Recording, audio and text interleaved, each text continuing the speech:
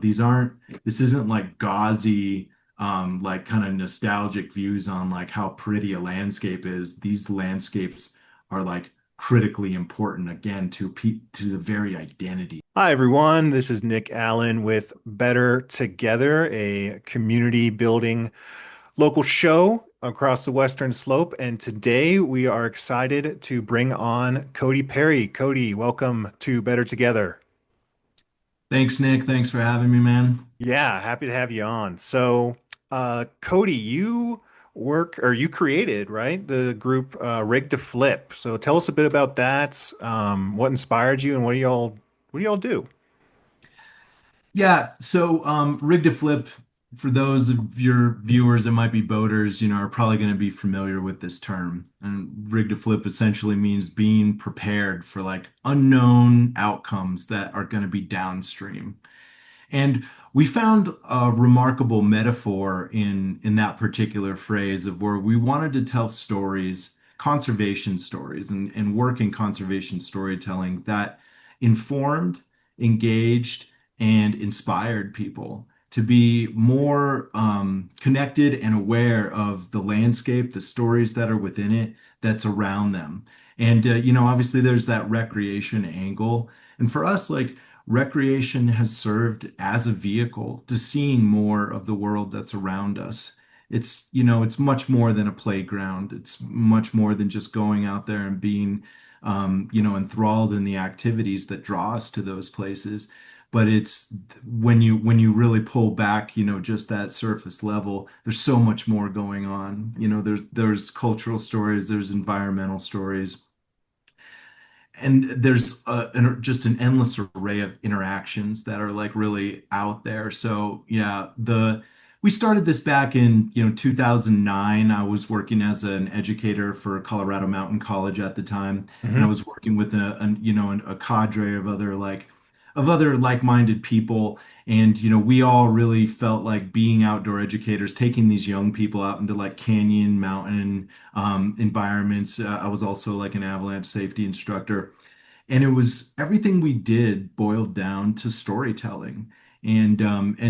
So I really feel like we developed like a unique affection for that particular mechanism into how to like touch or really connect our participants, our students, to the world around them. And we saw them like kind of blossom and pursue their own passions like through that way, or through stories. And Mhm. at least that was the tool that we found to be most effective, and along paralleling like seeing people have hands-on experiences.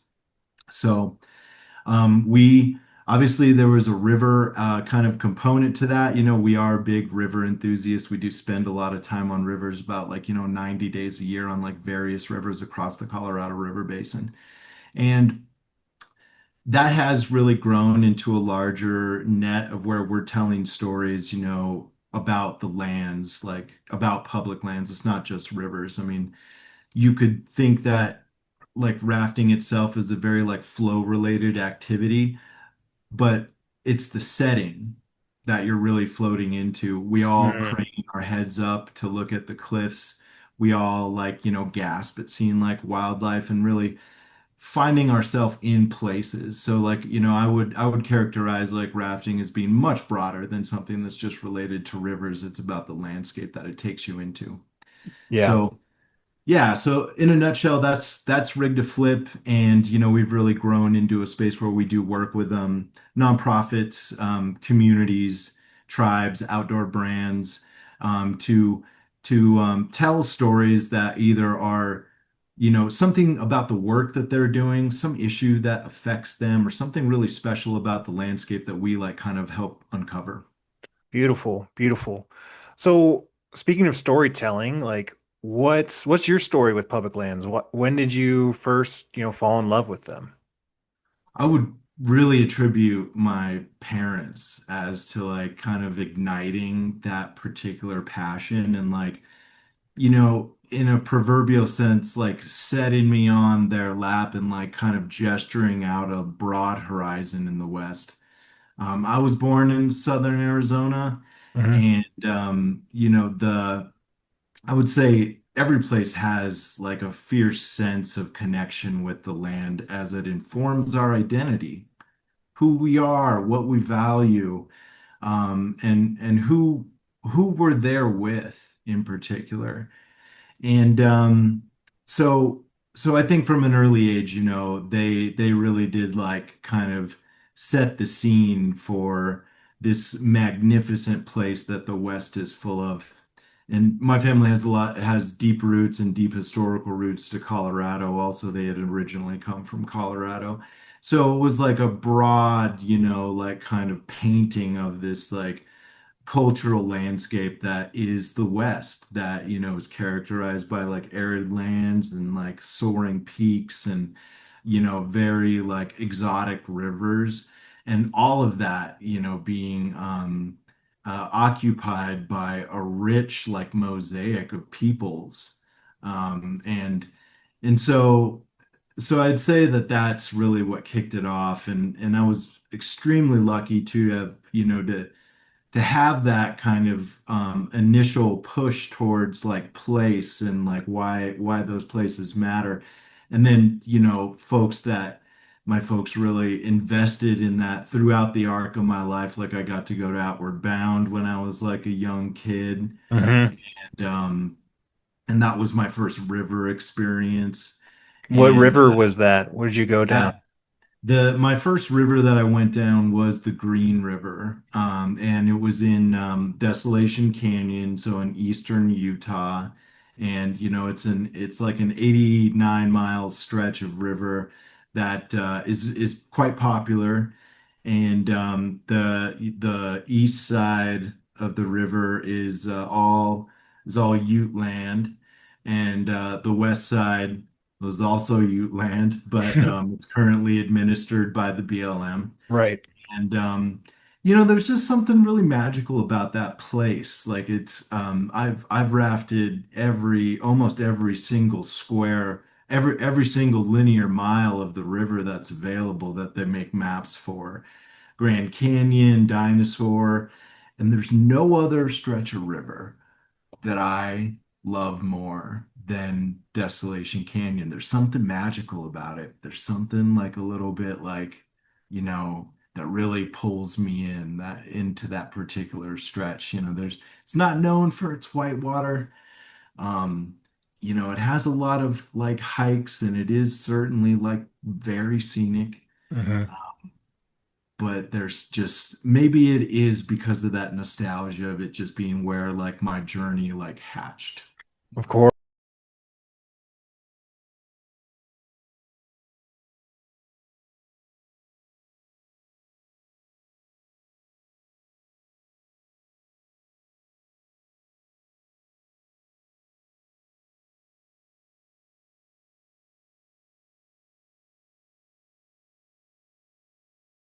Well, I mentioned earlier about how like landscapes inform a sense of our identity. And I think that there's like something like really nested within that idea that where lands inspire our sense you know, of who we are, but it also like really forms our character. Mm. And you got to really be in a place for a long time to start to like to have to like, start taking that on. And everybody knows this. Like this is something that really truly transcends, like um ideologies and various community like constructs. A place really gets into a people, Mm. and it's something that we hold in common.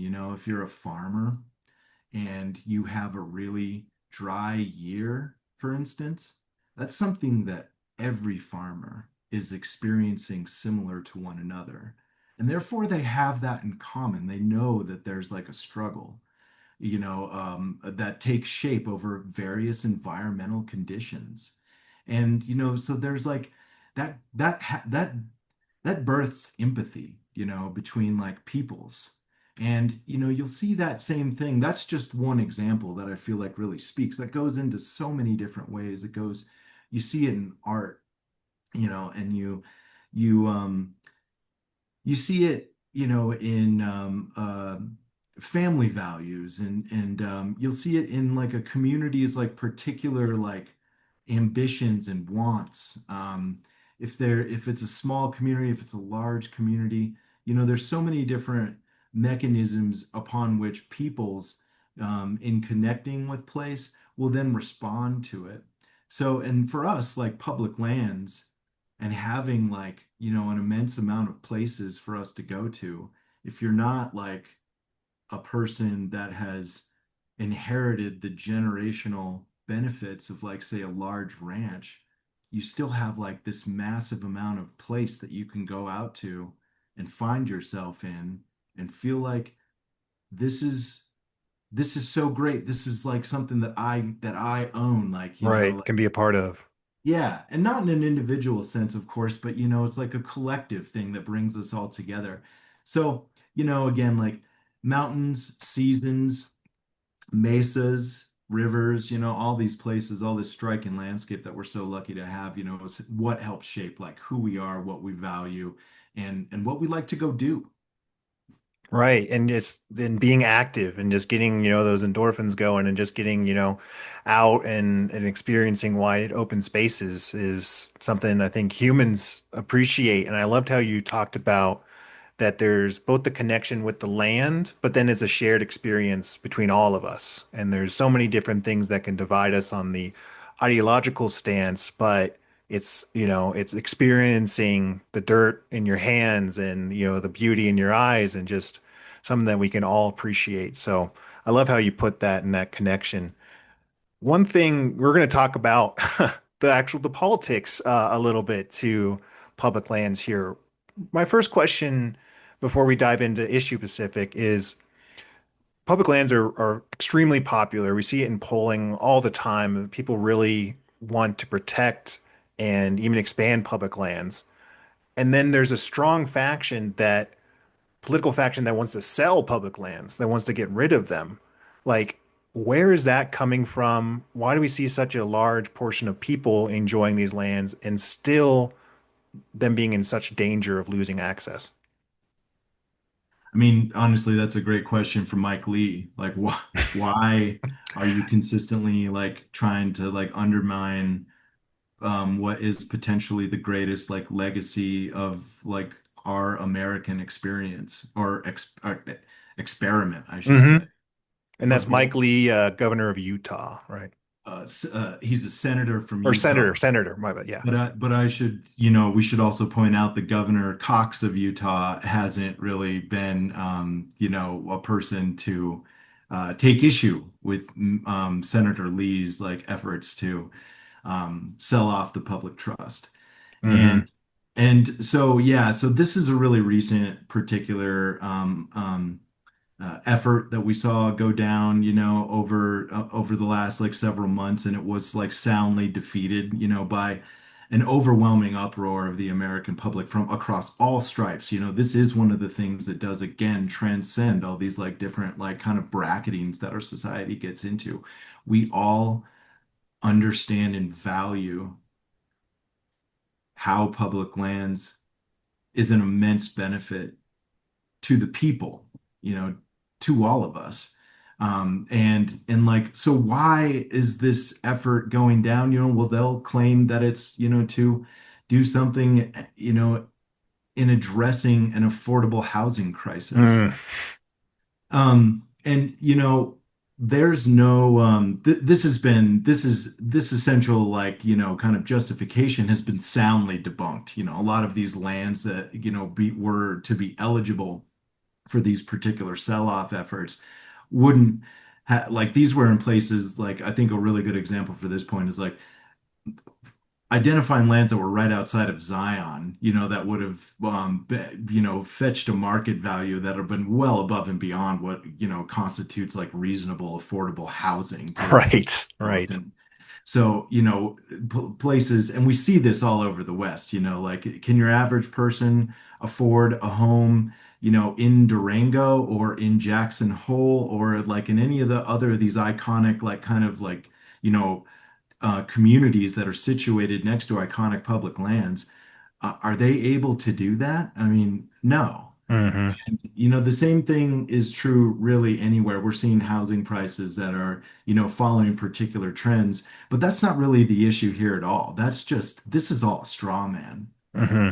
government.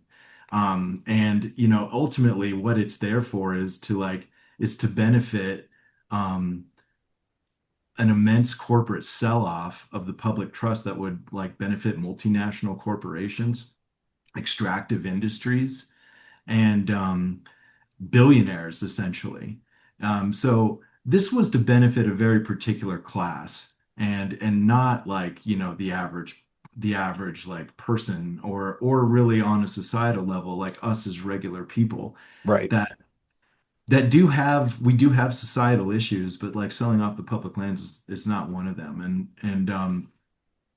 Or really it is, it's being forced upon us like under the guise of something else. Exactly. The people aren't asking to sell off our lands. It's being told to us more often than not, and Exactly.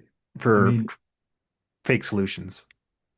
the issue, I think, is really on the opposite end of the spectrum. It's about protecting public lands. And, like large landscape scale protection efforts that we see all over the West are would have like in this case of the Dolores, like the Hmm. Dolores National Monument of the Dolores landscape in western Colorado is this immense landscape that crosses all these kind of arbitrary political boundaries, all these different counties, all these different administrative like kind of units. It's fragmented by like a man-made kind of lines that are drawn on maps. Yet it is like an integrated landscape. It just happens to cross all these like imaginary like kind of boundaries that we've set up. And the big disagreements end up coming down, and perhaps that's where we're going. I don't want to go Yeah, I think that's a great segue. Let's talk about that. So we had Amy Tooker on a few weeks ago, who was on the Halt to the Dolores side. And to her credit, she actually wanted to bring you on too. Asked me to, hey, it would be great to have Cody to bring that different perspective. I'll catch up from my side. When I first heard about the monument, it was really from a few people. Like, honestly, it was like Grand Junction City Council has signed on to this. There's some letter writings and things like that. But then the real like upheaval of folks in the West End area, where I was, and they don't represent everyone, I'm sure, but it did show a lot of folks that were concerned about it. So I'd love to hear your perspective on it. I would like to hear also your perspective on that. I guess, backlash, and just, how that affected you and your thoughts. But let's first just tell me about the Dolores and why it's so important. So the Dolores is a river, we spoke about earlier about how like, my kind of my roots, where I've come from, what I'm interested, where I've come, where I'm going, and the particular work that I do. The Dolores holds this kind of top tier iconic status of rivers in North America. There is really three river trips, and like I said, river trips are more than just like floating on a river. It's going into a landscape. Mm, And and so there's three river trips that within, the broader community, outdoor community that hold these like iconic status. It's obviously the Grand Canyon, the Middle Fork of the Salmon in Idaho, and the Dolores River. mm, Those are probably in North America one of the probably the three top iconic river trips that you could ever even do. And the Dolores holds a special distinction in that because you can't always go do it. The Dolores is dammed very high up on the watershed in Montezuma County, and water is diverted out of the basin and into the San Juan River Basin. None of that water comes back into the river. Once it's removed in a trans-basin diversion, it's gone, and it's used to irrigate about 62,000 acres. mm. And it's a major economic driver of this particular area. There's a lot we could talk about how that what's done with that water. Um, But the main point is that you really have to have an overwhelmingly large snowpack in the mountains, in the San Juan Mountains, where the water comes out and down the Dolores River corridor to fill up that reservoir, and then there is excess water that ends up being spilled downstream to create recreational opportunities, environmental conditions that mirror its native, functionality. And so when that opportunity arises, people flock to the Hmm. Dolores. It only happens every like 3 to 5 years. The river's over allocated. They've promised more water to the water users out of the Dolores than actually exists. So the ability to like really have that experience on the Dolores, to go into the Dolores landscape, isn't something that happens very often. So it's a rare gem when you get to do it. And therefore it really, like, it's always been on my radar, but it's not always available. So early on in 2016, I really like started to pay a lot of attention to the Dolores. I was doing a lot of trips down there. Most of our trips were going in on foot, and really accessing the backcountry and like all of it. This is an immense like river in the river system, from the dam up to the state line. We're talking about like 182 river miles that transcends all these different counties. Like I mentioned, Montezuma, Dolores, San Miguel, Montrose, Mesa County, and then it goes into Grand County in Utah.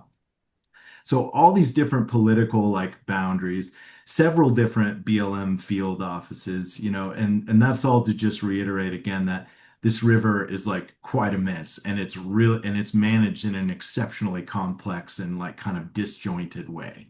Totally. And yeah, so the my time and getting and really being like, connected to the Dolores has this like long arc of like trying to like find out its story and talking to all these people, developing relationships with irrigators, like talking to like folks who are very knowledgeable about like the extractive history like around the Dolores, which also has like a very like rich and unique story of, uranium extraction, hard rock mining. Hmm.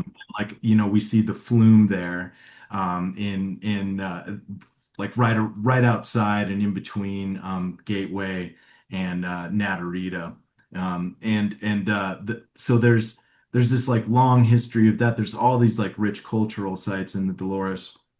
And like so that really brought my attention, to another level, is like starting to find out that particular elements, all these like wilderness areas too that are sprinkled like throughout the Dolores itself. And what you really started to find out too in this like particular like timeline is like how it lacked a coordinated, holistic approach of management. Well, with so And many different entities involved in it, I can't imagine being able to have a cohesive work around it. exactly that. For that reason, it really makes it difficult. Like there's all these like special land designations that are like that are on an administrative like kind of level. Local field offices make these decisions through resource management plans that are done like every 20 to 25 years, ideally. Ideally, right? Yeah. Yeah, they're not always. So, but when th those decisions are then made, and you see these areas too where like there's an area of critical environmental concern that is in the I could get this wrong. I think it's the Montrose like resource management plan, and it like the area of critical environmental concern just like follows this like laser straight boundary where it butts up against the Mesa Grand Junction Mesa field off Grand Junction field office, and so like obviously that line doesn't represent the full like extent of what those decisions were based off of. It's just like these different field offices operate in different and not always coordinated ways. Hmm. So, and it's not to say that they're at odds per se. It's just, it's just a really, it, it's the result of what happens when you have all this fragmented management prescriptions, that don't end up like recognizing what's really on the ground. Right. And they'll have different priorities and opinions on how to handle that, I'm sure. So how did the monument path, why was that the one that was decided? And do you know from the work of the coalition of just like, because it was Michael Bennett that was kind of put it forward the most? Or can you tell me a little bit about that Yeah, political end? yeah, absolutely. Well, so we should start backing up a little bit and go back to this long-standing effort of local communities wanting to address this like issue of protecting the Dolores. And protecting this effort, I should also say, I don't represent the coalition. Hmm. I was lucky enough to participate in the group of other fellow Coloradans that worked in this area that made up the coalition. So I'm not speaking for the coalition. I was a participant Right. in it, and also, we inherited this effort. It wasn't a protect, these efforts to protect the Dolores didn't just start out of nowhere in 2023. They started in the late 70s when Congress passed the Wild and Scenic Rivers Act. And the Dolores River was part of one of the first 100 rivers that Congress said to the federal agencies, go out and study these rivers and get back to us and tell us if they're eligible for inclusion. And so those efforts included all kinds of local stakeholders, experts, scientists who like went down ultimately on the river and in the Dolores area and looked at it and came back with a solid recommendation that most certainly, yes, this area is worthy of inclusion. Colorado only has one congressionally designated wild and scenic river. Do you know, and just like bit of trivia, like, do you happen to know what one that is? Uh, I'm just gonna guess the Colorado River. Good guess. You'd think so. There's certainly segments that were found to be eligible or suitable, but it's the Cache la Poudre River for all your Oh, sure. listeners out there who may have like ventured their own guess. Hmm. Um, so okay, moving on, because there's this whole that's a whole like kind of rabbit hole to talk about just wild and scenic and like what ended up like going on with that kind of like kind of snowballs. There was also like within that recommendation they recommended like basically like a parallel like to wilderness like protection for the Dolores landscape in these like vast like acreages that surrounded the Dolores. And so moving on, there was also like wilderness inventories that also came like right on the heels of this like wild and scenic study team that went down the river, finding other areas of like wilderness lands that were eligible for inclusion in the BLM lands that are still managed as WSA's wilderness study areas along the river. There's subsequent inventories of like wilderness surveys that were done, like nominating lands with wilderness characteristics a decade after that. And, bringing us into the 2000s, there was a push to, well, I should also say, local communities have a concern about wild and scenic Sure. because what it would do would essentially like create a Federal Reserve water right. And everyone, that has a water right on the Dolores River, is concerned about like a kind of encroachment upon their own water rights, even though a Federal Reserve right would be junior Mm, to every established water right and therefore has no legal ability to like, kind of leverage itself against more senior water rights. hmm. So, be that as it may, local counties wanted to like just kind of put this issue to bed. And so, in that being a large springboard into like launching into a national conservation area discussion. This discussion of a national conservation area went on for well over a decade, leading all the way into like Trump won when Montezuma County and Montrose County, notably, left the discussions for this NCA. And the NCA would have gone, would have covered a landmass that would have went from McPhee Dam all the way through Montrose County and up towards the Mesa County line. So it was a frustrating result. to have these counties back away from those discussions. No doubt. All this effort, all this like this is like the coordination and collaboration that we heard discussed, in your previous episode. Hmm. And since in after Trump won in 2022, Montezuma County came back to the table to resume discussions on the NCA with Senator Bennett and with at the time like Representative Boebert of Colorado's third district and when formerly of Colorado's third Right. district, Yep. Now on the plains. Yeah. now on the plains.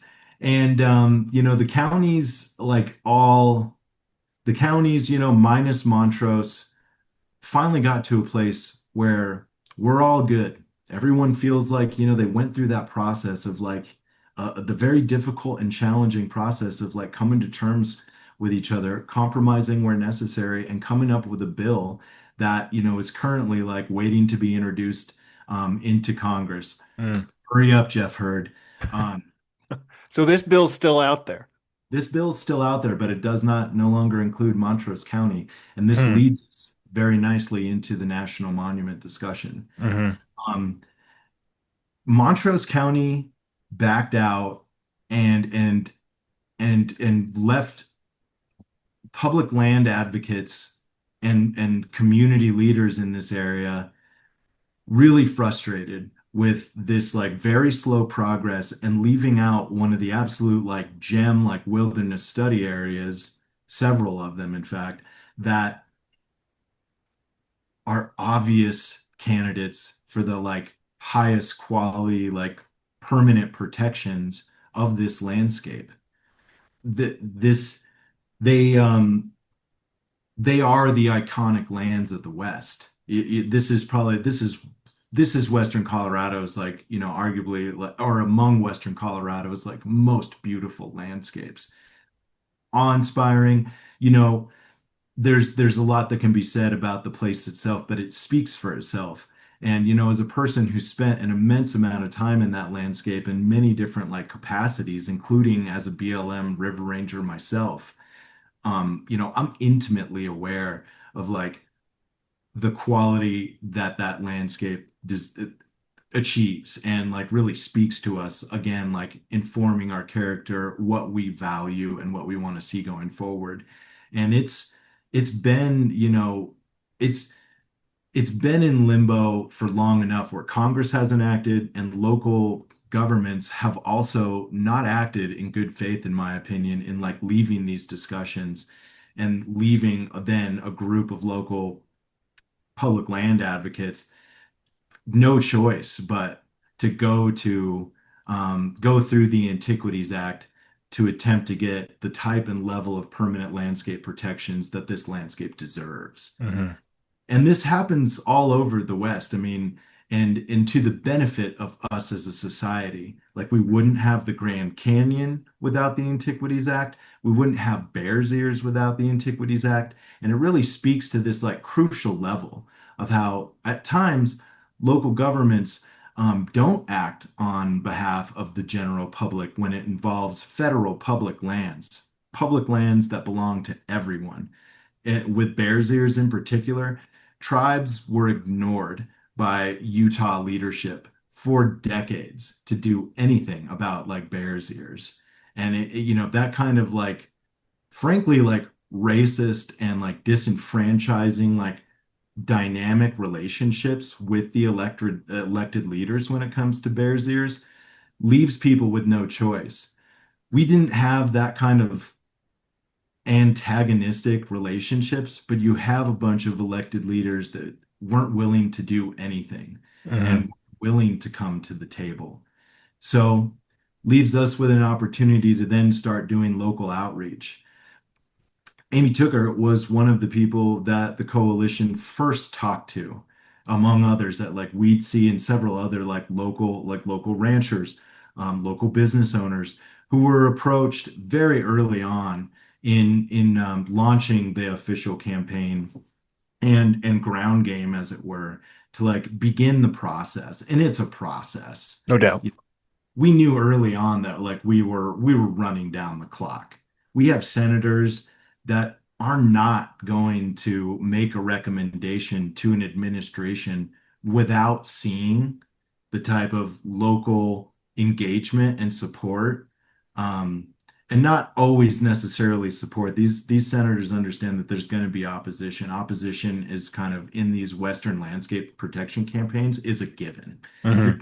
you're gonna have it. But you still need to perform that type of outreach, and you still need to have, like genuine and authentic attempts and conversations with people, regardless of their position on a place. It's fine for people to be opposed to like a national monument or an NCA or frankly like any administrative tool that allows us to like take these lands and protect them for all time. And and there's a good reason, ultimately, just quickly to venture to do that, as we saw with Mike Lee's public land sell-off attempts. We heard quite often from skeptics that the landscape is already protected. Vast stretches of the Dolores were eligible for sell-off on Mike Lee's like public land sell-off. Uh, so, that narrative goes out the window as we've seen during this second Trump administration that these landscapes most certainly are at threat. Right. And and even in this one big beautiful bill that was passed, HR 1, there's provisions in there that mandate coal leasing and including large swaths of the Dolores that are included in that particular sell-off provision. Then we also see in the Congressional Review Act, we're seeing that resource management plans are, I would cast doubt on the legitimacy of every single RMP that's been adopted since the 1996 passage of the CRA. And and therefore, every single RMP is kind of up in the air that we're operating by at the moment. So, no, the landscape's not protected. And us as proponents of wanting to add permanent protections to the landscape, we want to shield it from exactly these type of efforts that we're seeing right now, right here. Hmm. Would the like would the monument status though really be that full of protection? I mean, didn't we see rollbacks for, different monuments under the first Trump administration with the Antiquities Act? Can't the president just sign over a previous president's, work? They can illegally. They Sure. can illegally, yeah. And there wasn't this never made it to like the Supreme Court, and we, never saw, I think like the final, say of that. But I think largely largely across the board, legal scholars are unanimously like in sync about the illegality of like you can't undo an Antiquities Act designation. You can't. Mm. It's that was a political move that was simply to appease, like in this case, like Utah politicians who were currying favor to the administration. So as frustrating as that is, and really, and in the case of like Bears Ears and Escalante, both of these are like cultural landscapes that like I think ultimately like we need to remember and really like observe um, how disingenuous and cruel that is to indigenous communities that worked so hard to get places that are, their place of origin and health. And this isn't like gauzy, like kind of nostalgic views on like how pretty a landscape is. These landscapes are like critically important again to the very identity of Right. communities.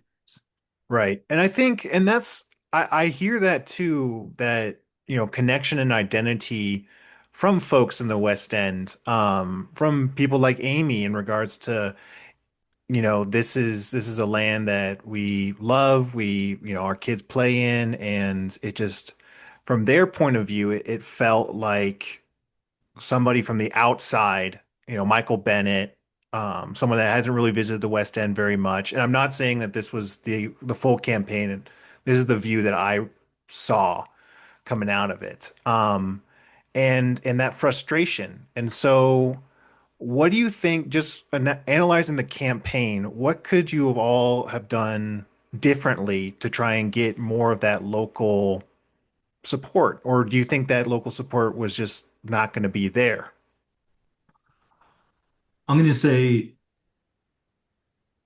Amy's view on the outside, this being forced upon a community is completely valid and genuine, and I have complete respect for that perspective. Hmm. Um, we most certainly could have done better. I most certainly could have done better in that regard of reaching out more broadly sooner.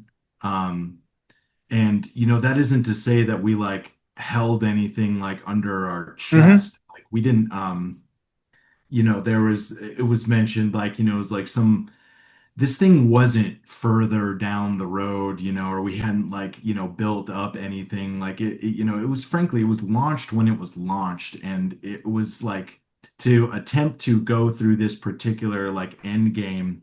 Um, you know, we got the wheels on this thing when it did, and among the first thing that we did was start reaching out, not only in the West End, but like, across Colorado more broadly. But Right. we could have spent a lot more strategic effort and a lot more time focusing, our outreach attempts to folks like Amy. And that was that, if I could have my magic wand and go back and do it again, that would be among the probably top priorities. That, yeah, like that matters. Right. That matters. And that really mattered to us all along. Like it's, but I think to your second part, you said, what were you gonna encounter opposition no matter what? Yes.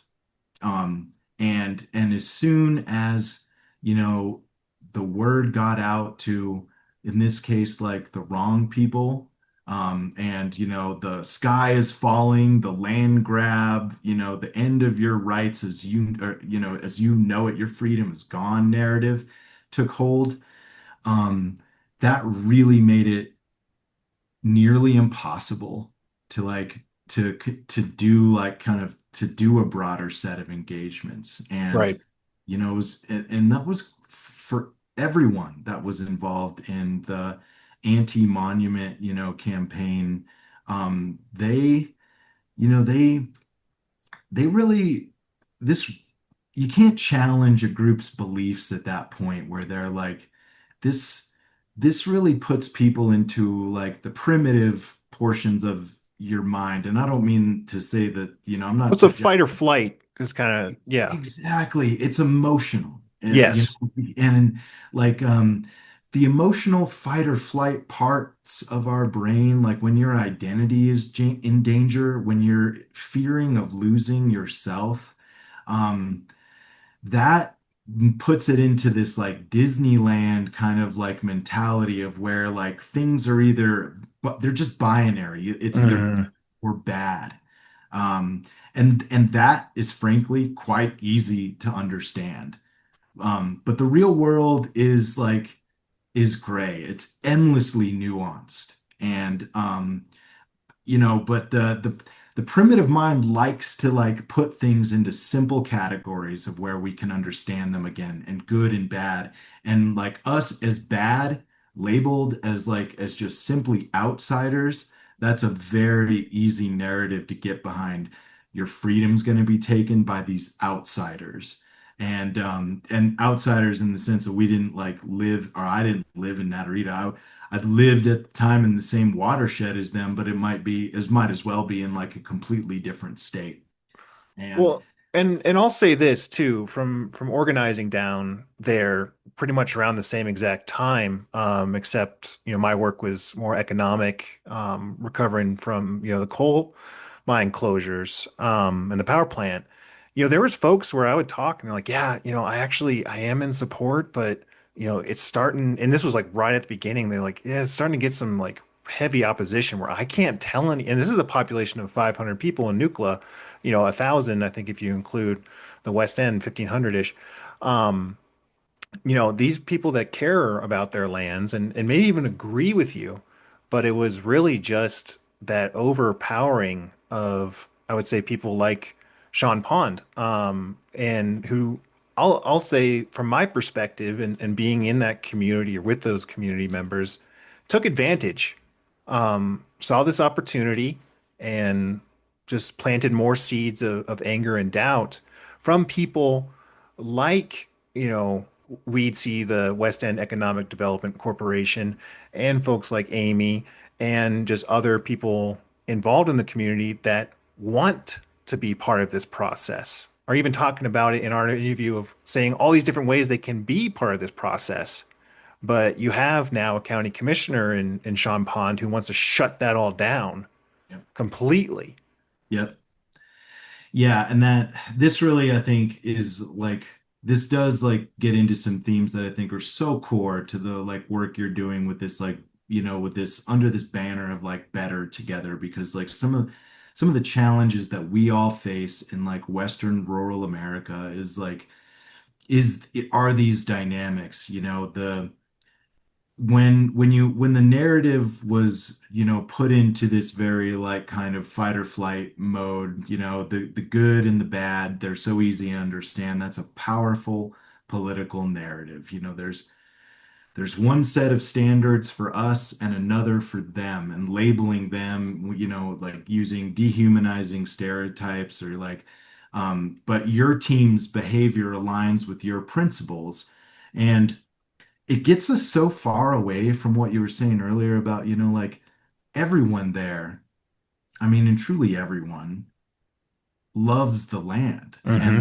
and they go out and they have deep connections with it. That's what we have most in common. All of us have that in common. In fact, we probably had more in common all along than before this like kind of this like the power of this like divisive kind of momentum, Hmm. took shape.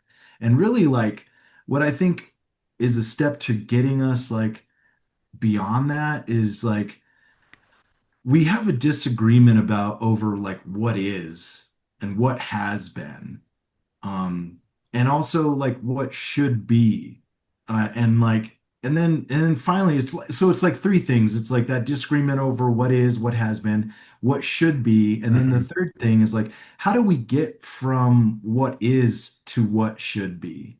And identifying these questions can help identify what the arguments are really about, Yeah. if Yeah. that makes sense. Oh, So 100.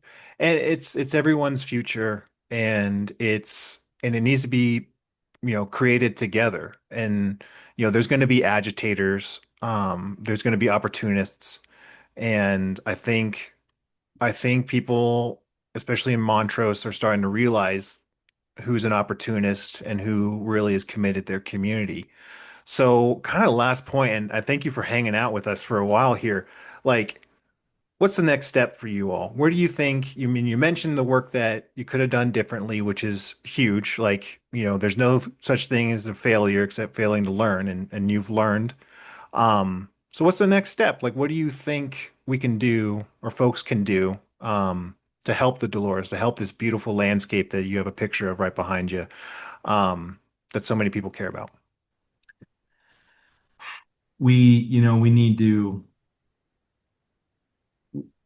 need to keep talking. I mean, is one space that at this moment during this political administration, this current like, during the Trump administration, I think all of us, whether you agree with it or not, are in a defensive posture to like maintain maintain this landscape in its current form.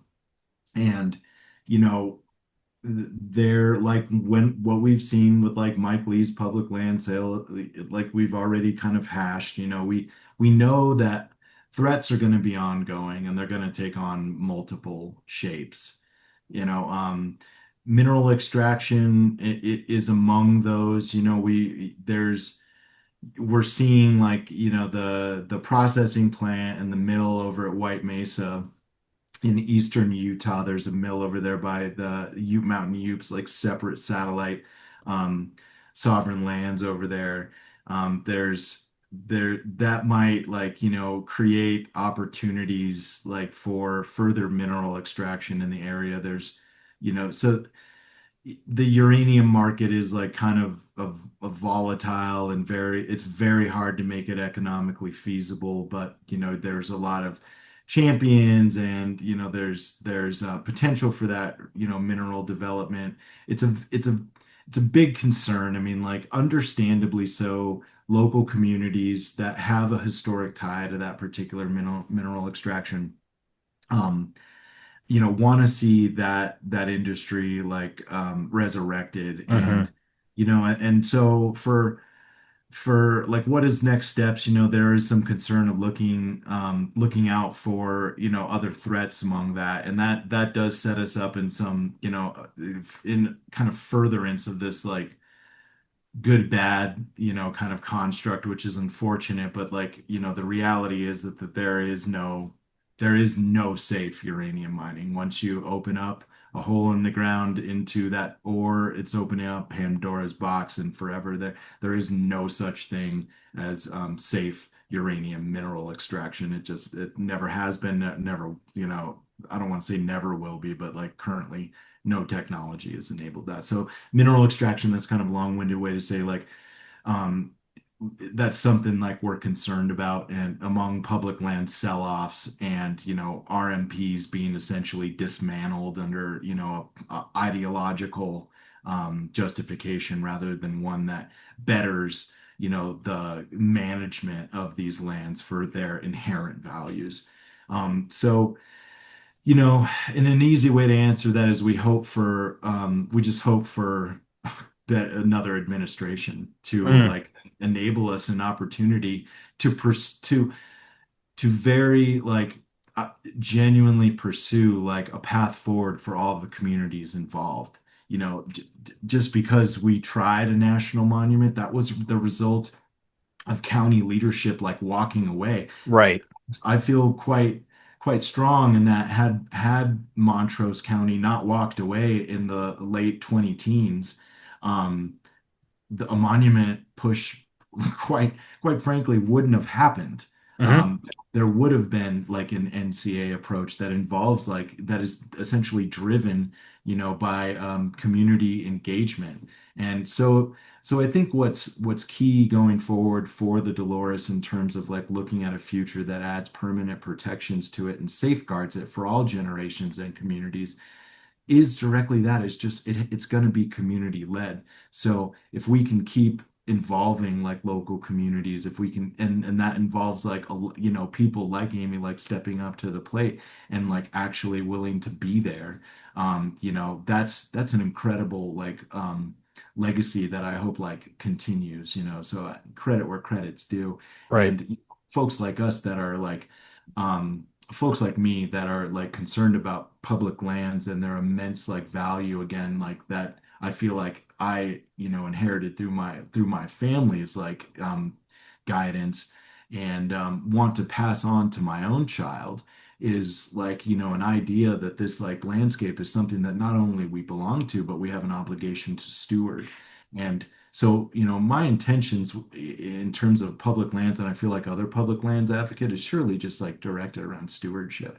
Hmm. So that's the hope going forward, is just to be a good steward, to be like an open book, to people around there. And that's like goes back to my work with films. Like a film is a journey, it's a story. I make, doing a film, especially about public lands, is a lot like it's like a museum.